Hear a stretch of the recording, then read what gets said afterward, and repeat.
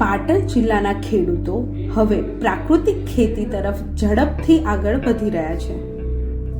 હાલમાં પાટણ જિલ્લામાં 24,000 ખેડૂતો દ્વારા અંદાજે 28,000 એકર વિસ્તારમાં પ્રાકૃતિક ખેતી કરવામાં આવી રહી છે. આ ખેતીમાં જીવામૃત, બીજામૃત અને દેશી ગાયના ઉપયોગથી જમીનની ઉપજ ક્ષમતા વધે છે. પાટણ જિલ્લામાં 218 મોડલ ફાર્મ અને 21 બાયો રિસોર્સ સેન્ટર દ્વારા ખેડૂતોને તાલીમ અને માર્ગદર્શન આપવામાં આવી રહ્યું છે. પ્રાકૃતિક ખેતી ખેડૂતોની વધતી આવક, જમીનની સુરક્ષા અને પર્યાવરણ માટે એક સકારાત્મક પગલું છે.